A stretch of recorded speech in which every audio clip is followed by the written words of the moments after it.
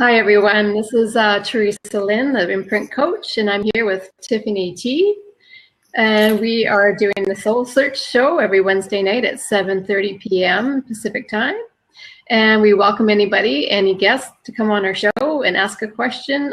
Tiffany's into numerology and higher awareness and wisdom, inner wisdom. And I am a soul coach and an imprint coach, helping you with life purpose questions or any questions that you have on your mind. So I can do cards and help you answer questions through cards. It's not card reading like tarot, but it is helping you gain insight into your soul's wisdom. And yeah, is there anything you'd like to add, Tiffany? Hi. Hi. Oh, you do a great job as always. Yeah, so thank you for tuning in, everybody. We're so excited that you're here and really looking forward to spending the next hour with you. And yeah, Teresa, you basically covered all the bases. Basically covered the bases. The tongue twister. Right.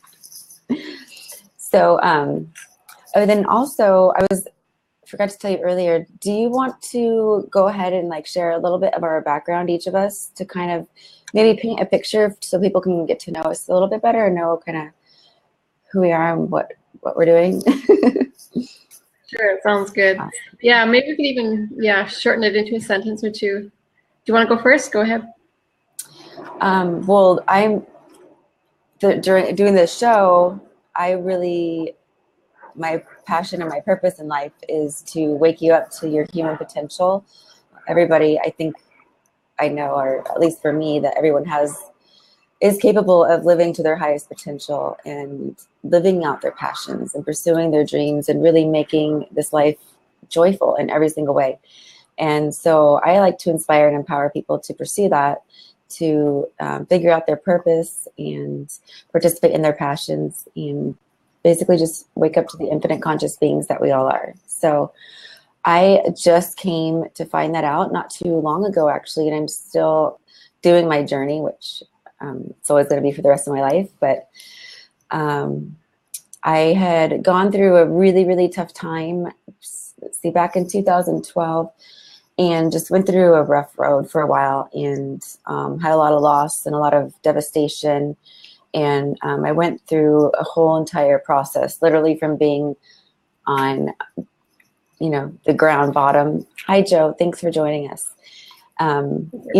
To being on rock bottom to now being able to be aware. And I think awareness is the most important thing in life. To me, it could be different for you guys, but self-awareness is key. And at least being able to be aware in the aspect to where you're noticing things. You notice things about yourself. You're able to notice things and then learn and grow from them. So that's kind of why I'm doing what I'm doing now. I don't only do Soul Search, but I do the Gratitude Show as well as Blab. And then I also have a book coming out at the end of the summer that I got to co-author with Jack Canfield, and just a lot of really cool, amazing things. My passion project, Tiffany T World, and just being able to work with people in that element of awareness and higher consciousness.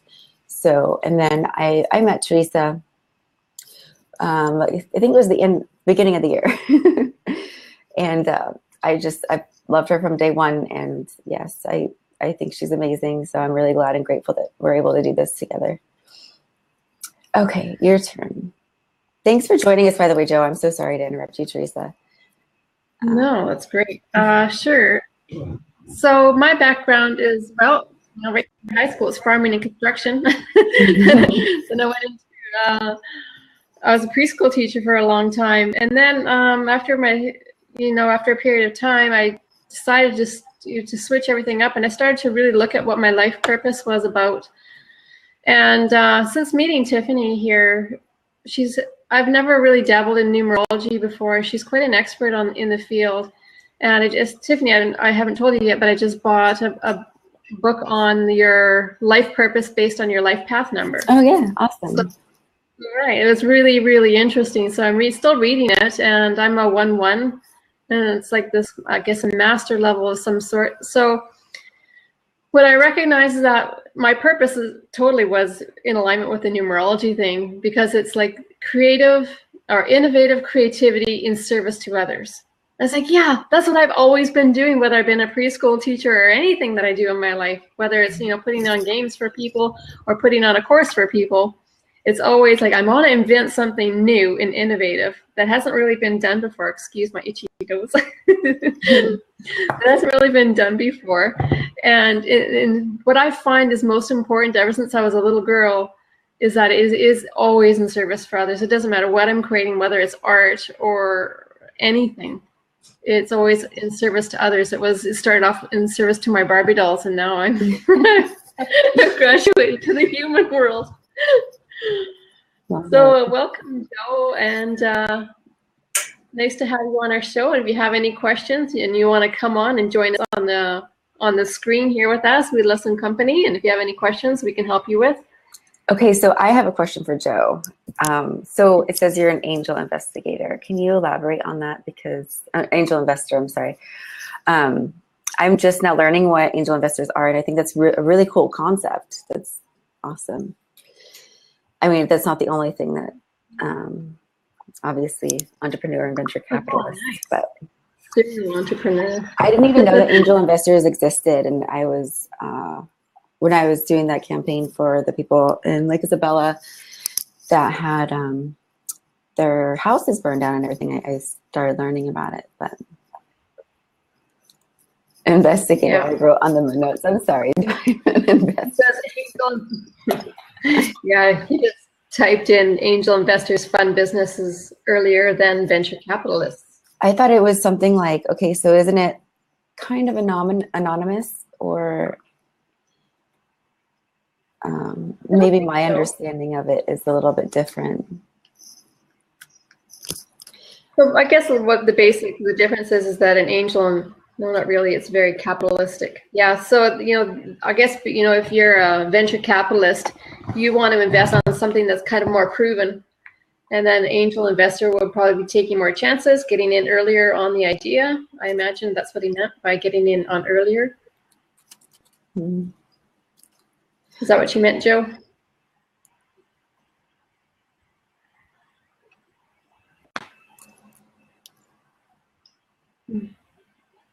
Okay. Where are you at? Just out of curiosity, where are you calling from? Yeah. It's Southern. Me too. I'm in San Diego. That's awesome. So, Teresa, I love the fact that you are learning about this book according to your life purpose, because you are a master number. You're an 1111, and it's crazy because it really does. It is in alignment. I mean, everything that I've done of 16 years of research, and I'm like overly. I guess overly OCD about it. I do all my research because if I am to believe something, I need to have evidence. I need to have facts. I need to see it in black and white. It's not like I have maybe I have trust issues. I don't know what it is, but so year after year of ordering my reports and everything, and I've tried out various services, and haven't really had a wrong one, but it's so enlightening to see that it is factual. So every single month I'll go back and analyze my month and then analyze my year. Like, for example, this year is one of my 5 years. I was so scared because a 5 year is like, everything is going to change. Like, so get prepared, like buckle your seatbelt, and like a lot of changes in the horizon. So it's been crazy because I'm like, yeah, right now, like my 4 year last year was like all about learning and growing and spiritual, whatever. And that's exactly true. But this year, everything has changed, literally everything. And it's so funny. Like, I'm just such in awe all the time, like how it proves right all the time. So I'm grateful that I have that tool for, bringing more awareness into my life, because, I'm an advocate for that. So Joe, I'm sorry, go ahead. I was just going to ask you, Tiffany and Joe, what are your life path number? What is yours, Tiffany? I'm a 7. I'm the faith seeker. I'm here to teach people about stuff like this. Right. Hi, Ellis. Thank you so much for coming on and visiting us. I was going to say, Joe, where in Southern California are you? Ellis is in LA too. So. And then Ellis was wanting to tell his story about Mother Teresa when we didn't have enough time the other day, or I think we're having like complications coming on. So you're more than welcome to do that as well. Hi, and Alice. if you guys don't know your numerology number or life path, I would love to enlighten you on it. And then also, Teresa, if you have anything that you need more guidance on, you too, Joe. Then go ahead and feel free to come on. It just says Joe might have to leave. So Yeah, that's fine. Have a great night as well. Mm-hmm. Alice, I'm curious to know what life path you are. I'm assuming, let's see. I would definitely guess you have an 8 in there somewhere, but you're too nice for an 8. No, I mean that with love. What's your number? I mean, what's your number? What's your birthday? Like your full birthday, too. Cool. Okay. Let me see. I always have to use a calculator because I don't like to get it wrong, and I'm not able to do math that fast in my head. Alice is He's a 9.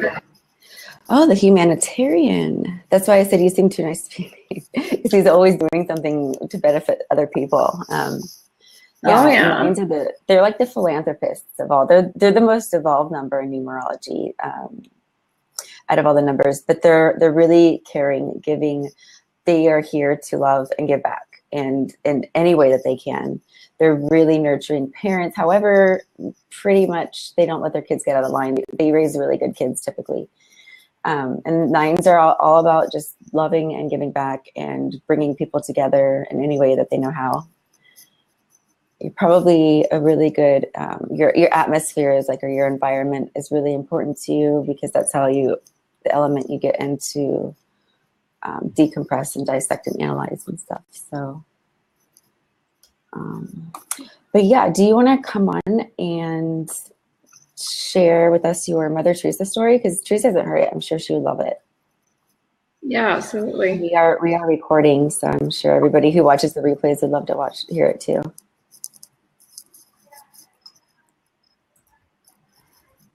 Let's see. Jesus, my. Hello, welcome. Hello. FBI USA.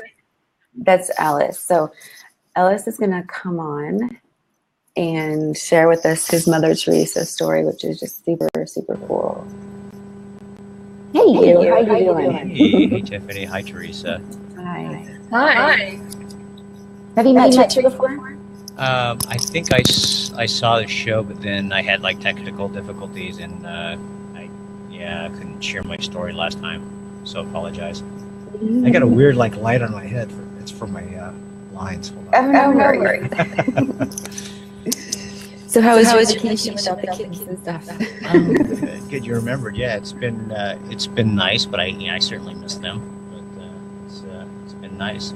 It's really been a good time to kind of treat myself to having a lot of focus and kind of alone time, kind of a discovery time for myself. Yeah, that's important. Yeah, so the Mother Teresa story, I don't know how it occurred to me and why it came up. I think there was a discussion about clarity, and that's what kind of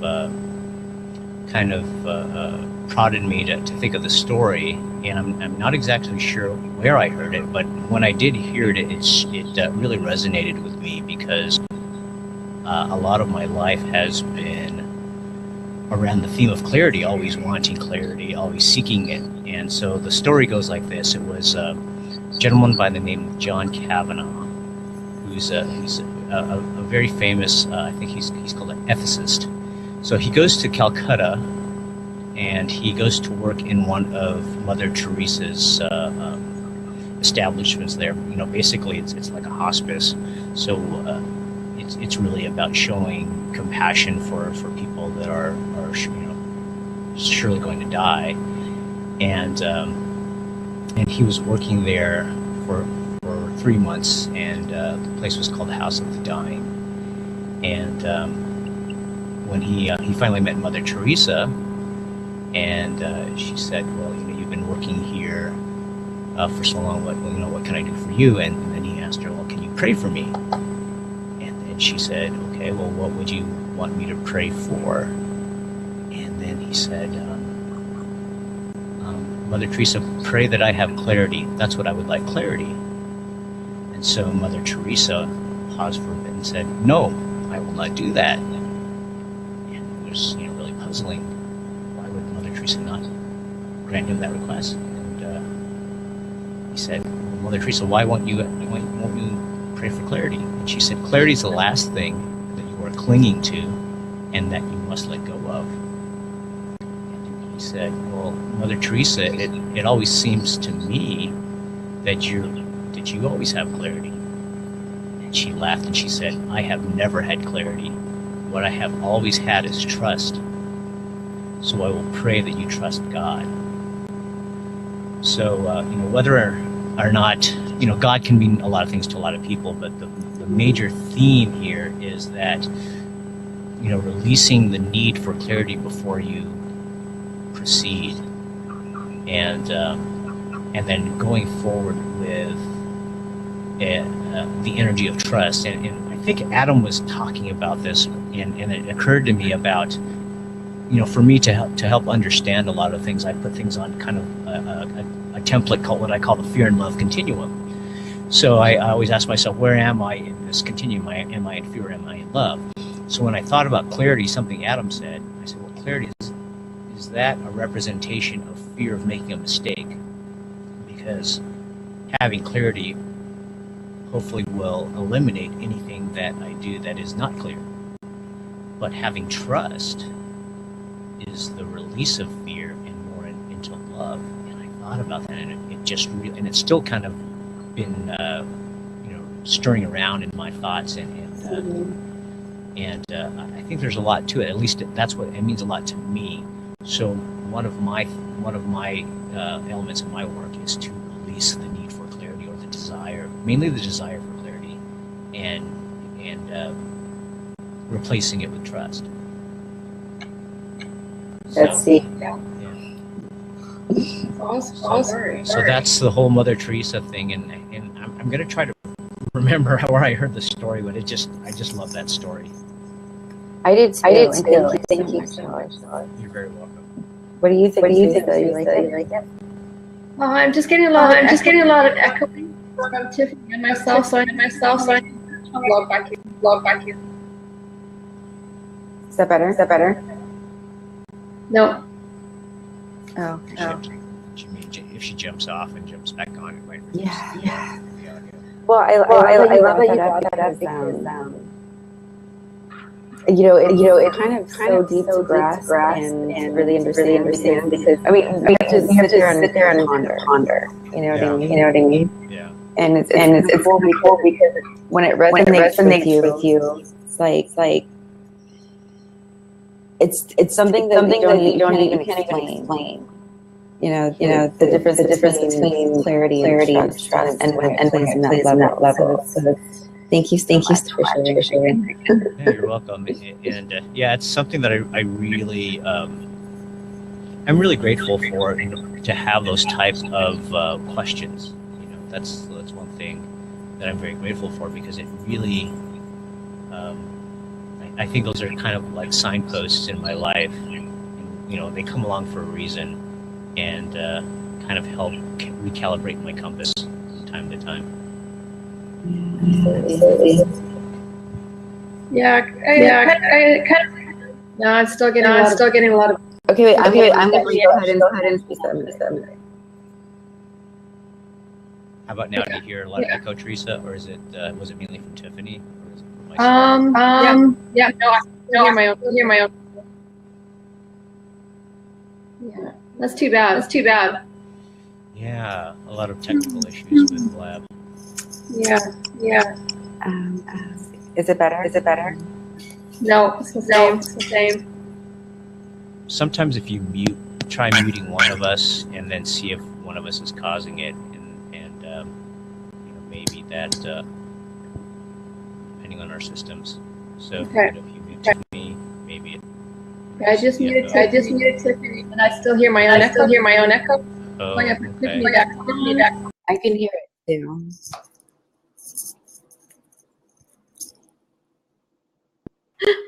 Okay, I mute. When I mute myself, can you talk, Tiffany, to see if you're still Yeah. echoing? I can hear it on mine. Echo. Yeah.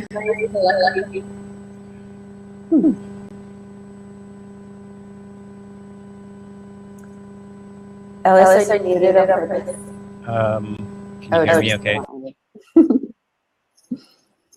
Well, it's a little bit better. Oh, it stopped. Yay. Oh, that's good. Yeah, so what I was saying too is that, Tiffany was talking earlier, it's like taking, imperfect action and not waiting for things to be perfect, not waiting for things to be clear before you start taking action, and just live more in that, in the moment, trust, playful, joyful energy. And I think I have to do that a lot too, because I don't have exactly clarity in what I want to create or do all the time. And when I go into like, I need clarity, you're instantly out of creativity. Creativity just goes out the door. So does love and joy, because you're searching for something that you need. And every time I think you're pulling in things that you need, you're at a very lower vibration level. And when you're outputting things from joy and love and creativity, then it's just such a high vibrational level, and clarity just isn't one of those high vibrations. Yeah, Ellis, can you hear Ellis? Okay. So I always thought that clarity was something that had high value, and now that I've kind of seen it from different perspectives, I can see how it's a lower vibration. Not to call anything bad or good, or to have judgment on it, but just to acknowledge. Mm-hmm. Yeah, because it's not like, when I think about it, even just now, clarity can actually be a high vibration if it goes, okay, now I'm clear about my decision, and that feels really good. So I guess, yeah. Perhaps it's a byproduct. Perhaps clarity is a byproduct of trust, and it's. That's really interesting. That's a good point. Mm-hmm. Yeah, I never thought about it like that. Yeah, that maybe there's some sort of order to it where maybe the pursuit with truth and love and joy, and then the side benefit is clarity. But if you try to lead with clarity, like you said, it becomes a lower vibration and doesn't quite deliver the gifts that going forward with joy. When I think about it, whenever I'm wanting to be clear on something first, it's like I'm wanting to have control in some way, which I'm not just being. When I think I experience so much more joy when I can just be and let everything unfold, instead of like trying to control and form and shape and make something happen that I have no control over to begin with anyways, because we can't control anything. People, places, and things. The only thing we have control over is ourselves, and that's really enlightening. Never really thought about it like that before. Yeah, the more I think about it, the notion of clarity, I think it's a powerful thing if you use it in the context of being a clear communicator, like being very clear about your communication and your purpose. But I think the notion of clarity of knowing if it's the quote unquote right thing or ideal thing, maybe that's not quite the pursuit that is as. That makes sense. Have you I just totally forgot what I was going to ask. I'm getting unclear here. There's something related to you, Teresa. Have you, Ellis, heard of Teresa's soul guidance or soul journey deck? No, I haven't. Do you want to explain to him a little bit about what it is, Teresa? Because it's super cool. This is how we met. Yeah, Joe, have you heard of? Sorry, I'm starting to echo again. That's better. Have you heard of tarot cards or oracle cards or angel cards? Oh yes. Right. So what I've done is I've taken the basic concept of that, and instead of doing tarot or oracle, I've come up with personal growth cards. So each card has a topic related to spirituality or psychology or different personal growth issues and topics. And so when you're needing clarity about anything in your life, clarity again, or if you're needing answers or direction or anything like that, I use my cards in order to awaken wisdom within you. I find that I love them because. really Oh, sorry. Go ahead, powerful Ellis. because I know many times when I'm not when I'm not feeling in the right kind of flow, sometimes just a mere suggestion of some quote or some story or it hits me at a different in a different way, in a different angle, because if I'm too twisted up in my own brain, it doesn't allow me to really receive other messages or other gifts that. Yeah. I really like them. Guidance More on like. figure out your inner awareness. Is that me again? I don't know. I'm sorry. What did you? What did I say? Mm-hmm. Yeah, I'm just echoing right now.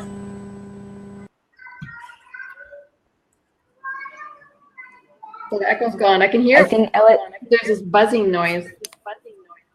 Yeah, Ellis, are you going mute and then unmute when you're Yeah, talking? I'm trying that to see if that helps. Okay. I don't know if it's helping or not. If it's affecting the. Yeah, it does help when you're muted. Yeah. Oh, and let's see. Cliff just did the same thing. So, okay. Yeah. Thank you for joining us, by the way, Cliff. It's nice to have you with us. Hope you had a great week and a great 4th of July. Teresa, how was the Independence Day? And I think this might have been the first in my life so far that I missed it. Yeah. Missed all the celebrations. I was looking and caring for my mother after surgery. So yeah, no fireworks, parade. You know, we didn't do fireworks either. We saw a little bit of them, but we were supposed to stay on the boat. But we just decided to come back early. So just a question for Cliff. Cliff, do you know what show you're on? Do you know what we're about? I'll just let you type in the answer there.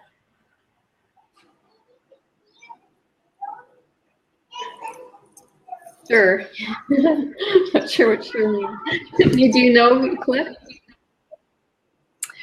Oh, I've seen the mayor a few times. Oh, okay. On Black. He's the mayor? Nice guy. Great. So no, he's a question for us, Cliff, or would you like to come on the show?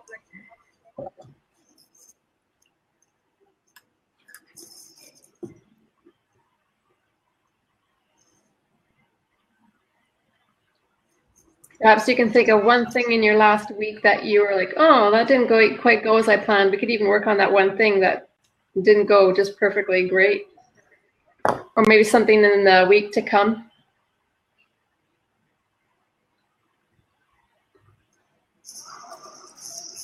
Okay, just listening. Thanks.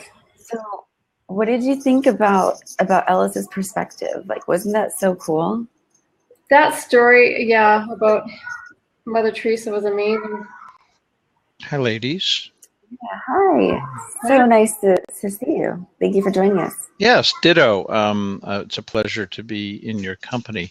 So it's interesting. You were asking a moment ago, Teresa, about things that may not have gone well last week or not. And I'm kind of an interesting case when it comes to these laws of energy and frequency and attraction and so on, or whatever you want to put a label on them, is that over the last 5 years or so, especially over the last 5 years, I've been amazingly blessed with good energy coming back to me after I just am heck bent on sending out just positive energy.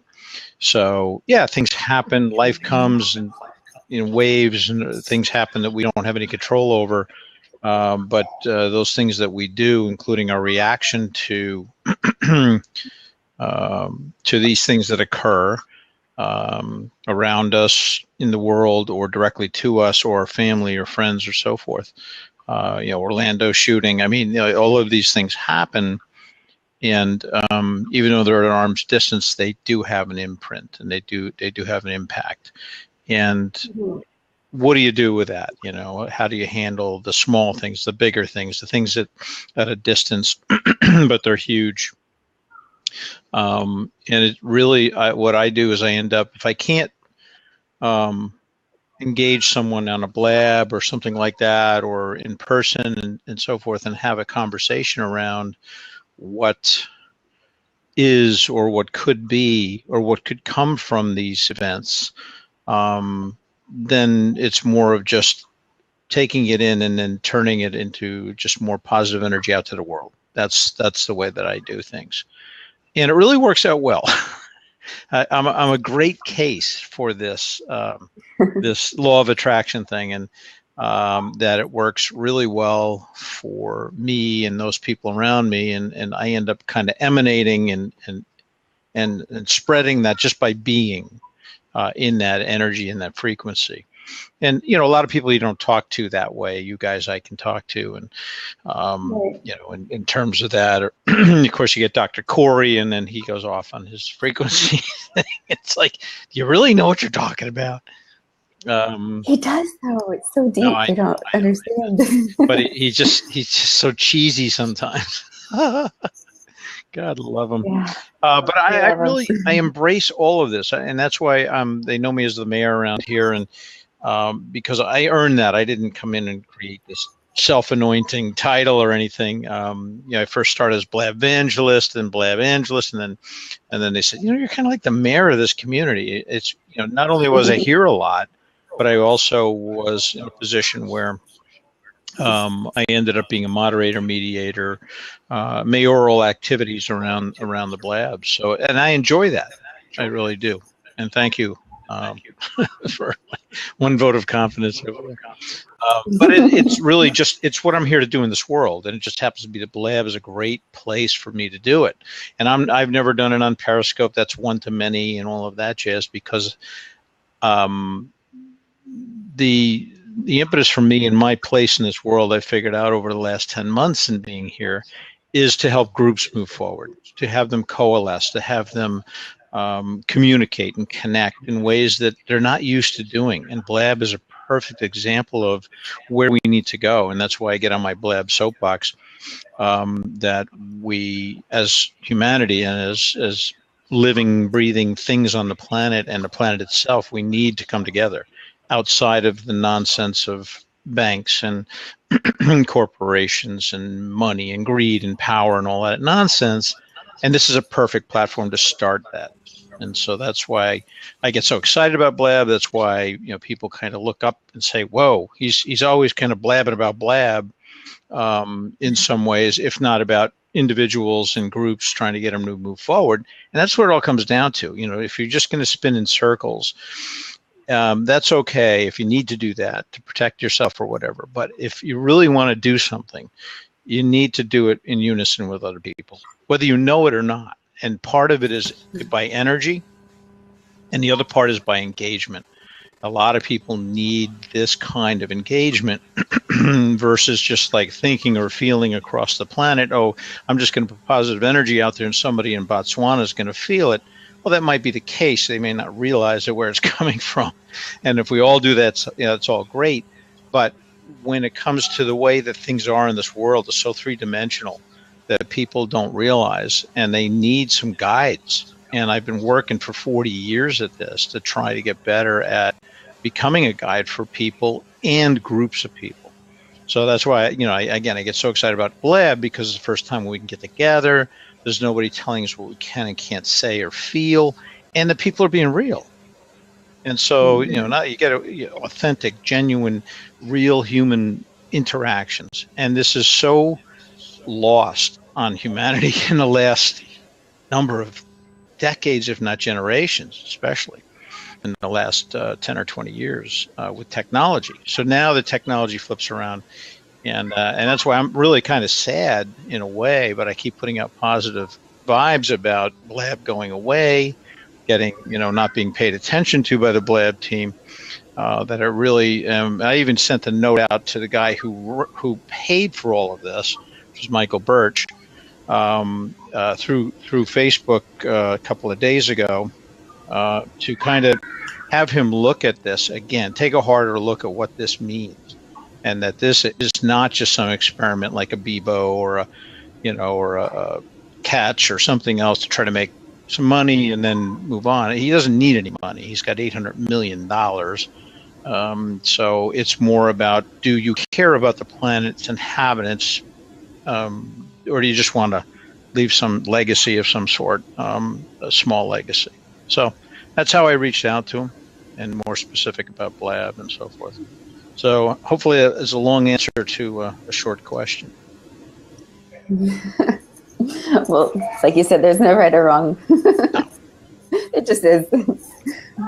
Thank you for sharing that. Wow, I've learned a whole lot about you just in that little short time. That was part of the intent, because I know we have not spoken. I've been darting around your Blabs and watching you, and that's what I kind of do anyway. But I appreciate, Tiffany, what you do, and Teresa and so forth. And Phoebe, how's your sound? Perfectly bad. Can't hear you. I can hear like a little mouse in the next room. We definitely don't hear any noise right now. That's a good thing. How about now? It's better. A little bit better. You're coming in at about 20 decibels. Only 20, huh? Okay. Yep. Yeah, I can barely hear you. So let me ask you this. Sure. What do you think? Have you found anything else that's like even like Blab? Because I'm having trouble. Nope. I'm challenged in that area. Yeah. How's the sound now? Is it better or worse? It's coming back. You're up another 10. At least it's not echoing this time too. Yeah, that was I wild. have to play with my gain a little bit. Okay. How's that? Yeah, you're getting better. Okay. Do you have a compression on right now? Because it sounds like it's compressed. Yeah, I do have compression. Back down your compression. Let's see if that either brings back the noise or. So I'm just dealing with that. Yeah, so there's nothing. I mean, looking at Hazan, looking at the two kids over there, and they're over their heads in terms of if they were to try to recreate something like we have here. They're just not there. Plus, some of the things, they don't want discoverability necessarily because they want to keep control over the community. Understand that.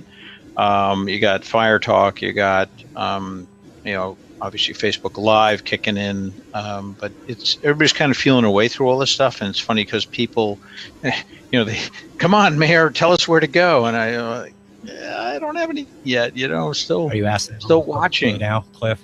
What's the next step? Where do we go?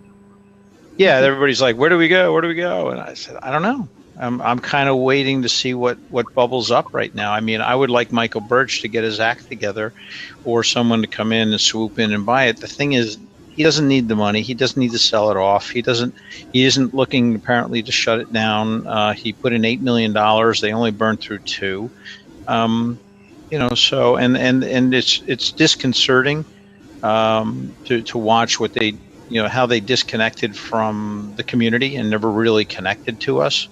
And it underscores where they were coming from, which was there was no real accountability or responsibility to Michael or the money, or to make this a viable, longer running concern. And so it was a big experiment. Every day was kind of an experiment for them, and they got tired of it after the Shkreli stuff, and then people were complaining a lot, and it's just too much overhead. They really didn't want to fix the the basic issues, which were stability. Did they have, And without- when they started this out, did they have a vision of what they wanted it to become? No. No, they just No. kind of threw stuff up on a blackboard, and whatever came out, came out. Yeah, whiteboard, and then let's go at it. Let's try this. Let's try that. And all along the way, I was talking with Brittany, and asking her, as Joel Comm did, and Brian Fanzo, and multiple other people, let us tell you what works and what doesn't. Let us give you feedback. And they just weren't having it. So that was their choice, and it's sad. Sad. That's the word that keeps coming up for me, is that it's sad when you have you have humans involved with this experiment. We're not lab rats, and we were putting a lot of time, energy, and focus in our hearts and whatnot. Now we don't, they don't owe us anything, but we did invest here, and they missed that completely. They didn't see our value at all in what was happening here. They missed the gestalt as to what this could be and what it means to our collective future, totally beyond the scope. Liv, will you do me a favor? I'm so sorry to interrupt you. Can you type in your birthday for me? Because I'm really curious to see what number you are. Your life What number? path. Unless you already know your life path number. I do not, but I'd rather not put my birth date on here, because that's a piece of information is used for everything and can be used. Tweet it to me? Can I read it to you? Tweet it to me? Tweet it. Yes, I can tweet it to you. Okay, I will do that. perfect. Thank you. All right, that's no problem. It seems like you're a 9 too, but I'm just really curious. How's my? So- Is it any better? Still saying. You're not buzzy or anything, I don't think. Yeah, your sound's good. Your sound is a little low right now, but I think we're. All right. And hi, Jean. Thank you for. Am I pronouncing it right, Jean or Sean? I'm not sure. I'm sorry. How are you tonight? I think I sent that on a DM to you, Tiff. Mm-hmm. Yes. It came up as an orange egg. I don't know why. I may be on a bad account here. You I have have a open question. DMs? Yeah, go ahead. What do you find is the best tool that you have to reach people, to help them connect, besides Blab? Like forgetting about technology and stuff. What do you find is effective when you're trying to connect with somebody? Are you asking me? Mm-hmm. Okay. I don't know the full breadth of your answer. Are you talking about internet or just connecting with people? Just connecting without, media, without technical means. Okay. I have two answers that work for me: is verbal and touch, energy as well. So I think energy is probably a primary, and I think that's one of the reasons why people kind of, when I was changing my show, I had the show with Himmelblau going on since the beginning of the year. We had a great time. It was a lot of fun. And I was changing it up. We were gonna end it, and I was gonna start a show of Off the Cliff or something like that, Mayor on the Air. And I asked people repeatedly, what do you want me to talk about? I can talk about health, nutrition, wellness, energy, all kinds of different flow. I can go all different ways. We can talk about tech stuff or not. And it was very interesting answer. They didn't have an answer. They just wanted to, it didn't matter what I was going to talk about. They just wanted to hear me present something that they might get some value out of it. They might not. They might be entertained, might be educated. They just wanted to hear, I guess, the presence, the energy, feel it. Mm-hmm. And that's really cool, because that's really why I'm here. That's great. So, yeah. I embrace that. I love that. And it's not an ego thing at all. I check my ego as much as anybody possibly can to say, I'm not here about me. I'm here about what can I do to inspire? What can I do to move people forward in their quest for whatever they're even finding their quest, much less in their own quest to find it. So kind of peeling back the onion layer, right? Just being there. And a lot of people, have talked to me and over the years and said, you're like, somehow I just feel this rock, like you're okay, you're solid, and they tell me stuff they don't tell their hairdresser, for Christ's sake. It's like I know more stuff, and it's not because I'm a computer guy either. The computer thing is not, I can fix stuff and I can repair things, but it's really about the people.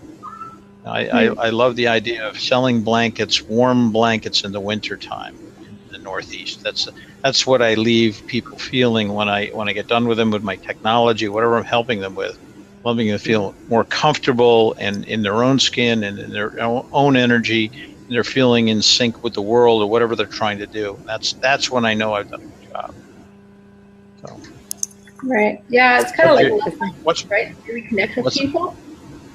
It's kind of like the 5 love languages. Have you heard of that book? It's just how we connect with people. And you said yours is through verbal and touching, and mine is through, definitely touching and affection, and just depth of sharing, openness. But I know that even when I was in the yoga studio and I've never met anybody, my first instinct was to go up to them and hug them. It's my way of connecting instantly before the words. So I even went to a retreat for a week once, and nobody could talk for a whole week. So you're in a room full of 20 strangers for a whole week, and you bond with certain people, even though you've never spoken to any of them. But just energetically, it's interesting how we bond through, just energy. We have no idea of what their story is or what they're like or anything about them, other than just the energy that they give off. Yeah, and that's a real testament. You put yourself in that situation of being quiet for even an hour or 10 minutes or 5 minutes with yourself, much less with strangers. You really have to be prepared for that and evolved in a way that most people are not today, because they're constantly expecting input. Right. And it's usually through the ears and not just through eyes or through the energy and awareness. Or they've got to be talking to be comfortable, or they got to be eating to push down the feelings. All of the stuff that we have for coping mechanisms out in the world. So I love that comfortable silence that happens. I have to be by myself. Like I'm not really I'm extroverted, but I definitely prefer to have my alone time. And it's really, really cool that, I don't know if you guys know what I'm talking about as far as comfortable silence, when you're just either with yourself or when you're with someone else and you don't necessarily have to say anything. You just do be and digest physically. We've got more noise coming from you than your sound right now again. So it's like a whooshing. Yeah. It's kind of cool, but it's like an ocean spinning around. I'm not even sure how to describe it. I didn't even know you were talking, Alice. Sorry. Is it the compression? No, it's just his background noise. It's just you have more baseline noise again than you have sound. Okay, I'm gonna try something else. I'll be back. Sorry about that. Okay. No, it's all right. We just want to hear you. That's all. We feel you. We feel your energy, but the intuitions you have about an individual are incorrect after you are finally able to meet them. I definitely have had it. That's an interesting perspective. Yeah. Have you guys? Well, it's just after that silent retreat that I went on for a week. Wow. I don't know if it was. Here we are. Oh, yeah. That's a silent retreat right there. Yeah. So did you run my numbers? I did, and hang on 1 second. I sent you back a message. Okay. And yes, I've had that experience. I kind of believe that we kind of have, we do, at least in my case, have intuition. But when we meet somebody, we know intuitively whether, a little bit about them. And I believe it could be wrong if you're not in the right state of mind or you're not vibrating in that level of connectedness. But yeah, and that's happened to me. Has it happened to you, Cliff? Yeah. Usually, in my intuition is pretty good. I've been working on that. and getting in sync with what is so for a long time, since before the age of 19, intentionally since the age of 19. Before that, it was kind of, as you know, fly by the seat of the pants, from trying to figure out my family, how to kind of guide the dinner table and keep things calm. All of these things happened very early on. So this whole mediation thing was kind of necessary.